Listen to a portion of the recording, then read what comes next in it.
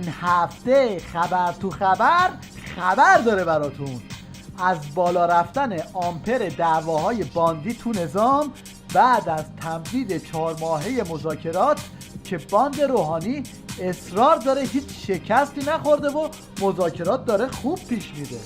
خود لغت تمدید با شکست متفاوته، لذا ما از نظر ما مذاکرات داره پیش میره. اراده سیاسی هم برای اینکه این مذاکرات ادامه داشته باشه به شکل تمدید نمایان شده. تا اینجا که جز توسری چیزی تو مذاکرات گیر نظام سیدعلی نیومده و به نظر میرسه که از اینجا به بعدم با توسری های محکمتر ادامه پیدا کنه.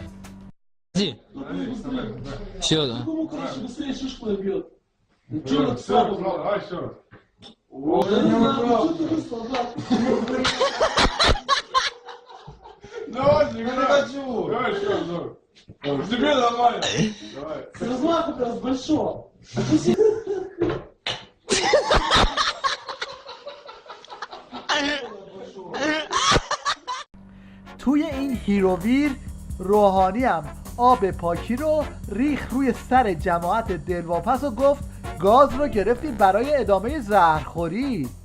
امروز هم اگر برای ما روشن شود که طرف مقابل ما در برابر حقوق ملت ایران تواضع خودش رو انجام میده، هم به مذاکره ادامه میدهیم و هم اگر ضروری و لازم باشه زمان رو تمدید خواهیم کرد. در واقع داره به زبون بسیجی خرکن میگه که آقا ما حاضریم از همینجا دور در جا بزنیم و همه راهی که برای کسب بمب اتمی طی کردیم رو برگردیم.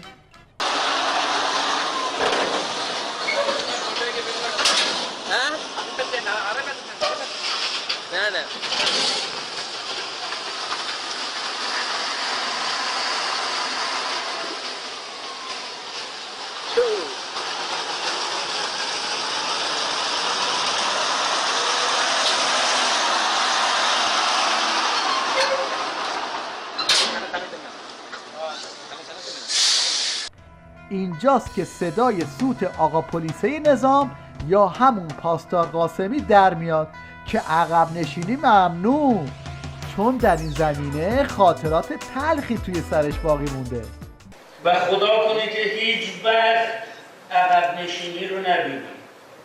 مهران و دهلوران 2 مرتبه تشکیل شد، نبشهر اینا که دستش بود توی منطقه قصر شیرین اون داستان منافقین اتفاق افتاد که دشمن وقت نمی‌کرد غنیمتیات رو جمع کنه. به اعتبار بین 12,000 و برخی روایات 20 و چند هزار ظرف 2-3 روز اسیر دادیم. 60% زمین‌هایی که در طول 8 سال گرفته بودیم 3 شبه از دست دادیم. برای گفتن نگفتن نمیگن. برای اینکه از این واقعه تلخ تاریخی پذیرش قطعنامه‌های کثیف خاطره نداشته باشی که تکرار بشه 2 مرتبه. آقای حاج آقا خاطره یه دفعه گفته بودش که ما که طرح استراتژی داشتیم تو شارژور که اینجا جلوگاه دشمن بگیریم. از اون خاطراتی که هر شب نقل می‌کنن که من یادمه که یعنی که راجع به این چیزام گفتن که امام منو خواست اینا راجع به این مسی بازی کنه موزت کرده بود امام که حوال داشته باشه. یه نمونه از فضای گرد و غباری و گیجی و کلافگی بسیجی ها رو میشه تو این جوجه پشمالوهای بسیجی سراغ کرد که میخوان برن درباره دلواپسی هاشون جلوی علی گدا کنفرانس بدن. یه خلای قانونی به وجود اومده، بازوی اجرایی نداره شورای عالی انقلاب فرهنگی، نمونهش همین بحث رؤسای دانشگاه‌ها. نهایت دغدغه شما شده فیلتر، نهایت دغدغه شما شده فیسبوک. بعد چرا توی این 1 سال اخیر یک بار ما یک بار نشد یک طرح سبک زندگی اسلامی ما از توی وزارت فرهنگ بکشیم؟ 2 گسترش فرهنگ عفت و حیا و خروجی آن که حجاب کامل است در دانشگاه در شأن نظام نیست. چرا شما برای یک کار عمیق در این زمینه آستین بالا نمی‌ذارید؟ این شورای عالی چند تا نکته داره. 1 خیلی کرخت و نامتحرکه. 2 بازو اجرایی نداره. 3 این وظیفه که برای عهده‌اش گذاشتن که نهادهای فرهنگی با هم یکسان کنه. چرا شورای انقلاب فرهنگی، مجلس و دولت نسبت به قصور و تقصیرهایشان در مورد دانشگاه اسلامی بازخواست نمی‌شوند از طرف شما؟ توی این برنامه قرار بود عربده‌های بسیجی‌ها مشتی باشه تو دهن استکبار، ولی با این گیجبازی که از خودشون ارائه دادن مشت برگشت تو دهن خودشون.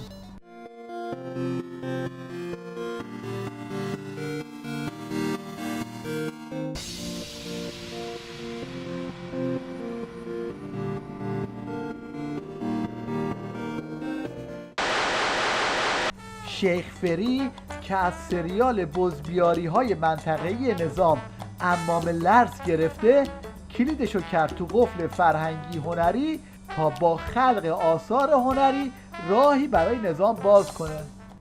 شما فرهنگ دوستان با بهترین ادبیات، با زیباترین شعرها، با ساختن بهترین تئاترها، فیلمها، مجسمه‌ها، تابلوها به همه دنیا بگویید و برسانید این ملت ملت صلح، دوستی و برادری است. اول یه نمونه از بهترین ادبیات این جماعت فرهنگی رو ببینیم تا بعد برسیم به اینکه چطور میخوان پیام صلح بفرستن. اسمت چیه تو؟ استقلالیتی پرسپولیسی؟ برو گم خب نه اسم حالا شما خوبه ببخشید. آقای رجبی بفرمایید. آقای رجبی تو استقلالیتی پرسپولیسی؟ تمام برو گم شد. حالا میریم سراغ جدیدترین اثر بسیجی کش با پیام صلح و دوستی و برادری به همه دنیا. سازمان ملل کیلویی چنده میکشیم، در کمال خون سردی و با خنده میکشیم. ما خبر داریم حقوق بشر چرنده میکشیم. کی به فکر اینه که کی قاتله کی جانیه، چشم دوربینا به جام جهانیه. واقعا که خوب جهان. به نظر میرسه که کلید فرهنگی هنری روحانی دری برای نظام باز نکنه، یا اگرم بکنه اینجوری باز میکنه.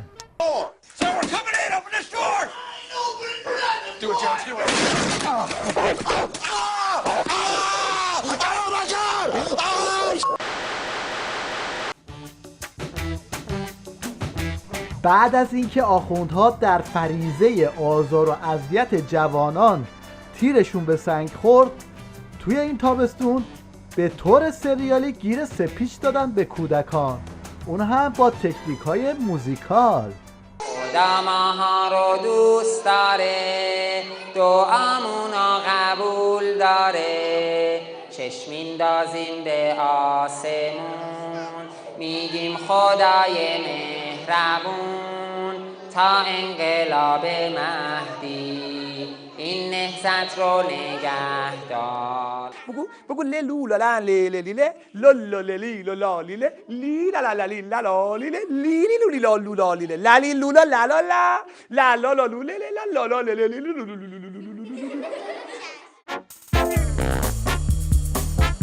یکی دیگه از روش‌های تاثیرگذاری روی جوان‌ها به کارگیری تکنیک‌های این آیت الله خروسلیه که حرفاش رو همراه با مشت و لگد به جوان‌ها تحویل میده.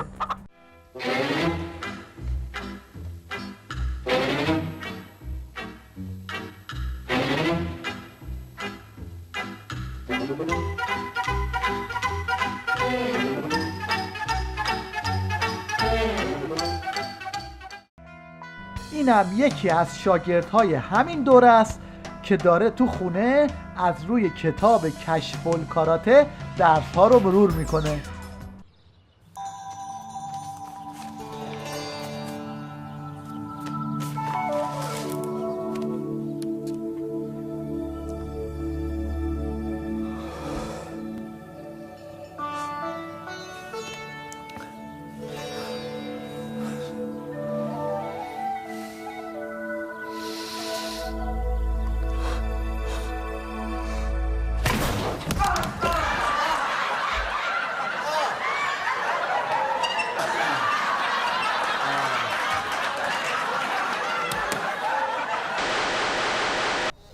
این همه سال روزه خوندن که زنها رو خونه نشین کنن، به جایی نرسیدن. حالا این یارو اومده تا ضمن اعتراف به این شکست با یک استدلال جدید و قانع کننده دوباره همون روزه رو تکرار کنه. من دیدم بعضی مادرها خیلی نگرانن، گرفتن، میگن ما اصلا عمرمون رفت، زندگیمون رفت، به هیچ جا نرسیدیم، هیچ چی نشدیم، مثلا جایگاهی پیدا نکردیم، ما فقط بچه بزرگ کردیم، ما فقط مثلا تربیت فرزند داشتیم. میگم شما اینایی که میگید شاید رو پسند اهل دنیا نبوده، شاید کسی میگه تو دنیا مثلا جایگاه بهتری داره، پسند امام بوده یا نبوده. همه مشنگای مشنگستان این هفته یه طرف، این حاجی وقوقو یه طرف. کارشناس ارشد تعمیرات بال فرشته فوتروس. یک ملکی به نام فوتروس یه امری بهش شد باید فوری کن فیکونی انجام میداد، گفت حالا با الان انجام میدم. یه مکث مختصری، این مکث مختصر در دربار قدس الهی و ملائکه پذیرفته نیست. فرمودن که فوتروس را بالش و شکون در جزیره زمین گذاشتش زمین، از زده ملائکه خارجش کرد. فوتروس دید جبرائیل و ملائکه آسمان پر میلیارد دارن میان پای میرن بالا. گفت جبرائیل چه خبره؟ خدا اجازه میدی ببرمش؟ خطاب شد ببریدش، مشکل نیست. جبرائیل آمد و این ملک بال شکسته افتاد در جزیره برداشت و آورد. این ملک خودش را به گهواره مالیده. خدای منان به شفاعت این نوزاد تازه متولد شده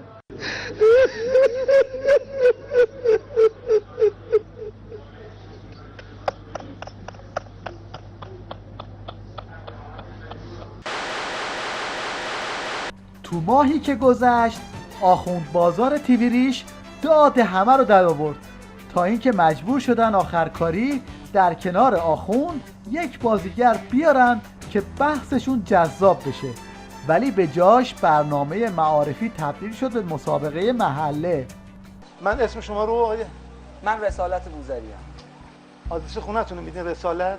بابا مهران این بازی ها چیه آخه؟ با چه بساطیه؟ واقعا اسمت رسالته؟ اسم داشت نارمکه؟ آقای رجب مجری من جز خط قرمزه نفهم. البته شما هم لباسای مختلف دارین، همون لباس دارین، نو میشه تابستونه زمستونه یه خورده بعدش توری بدن نماست و قشنگه. دیدم خیلی قشنگه. تناب دارین؟ تناب چی؟ یه تناب 5 متر 6 متر 10 متر تناب. شوخی؟ نه جون مادرم. تناب آره دارین؟ سلا گوش کنیم به حرفش. دارین تناب؟ من نمیدونم. اگه داری یه تناب بیارین میخوام مردم مشارکت باشه میگم الان تناب دو سه برو بریم. یا دست بزنید بیا بکشید بیا تموم شد بردیم. بفهمید آقا شما بردیم. در پایان توجه شما رو به دو شیوه پارک کردن ماشین جلب میکنیم. اولی برای کسانی که رانندگی بلد نیستن ولی زورشون زیاده.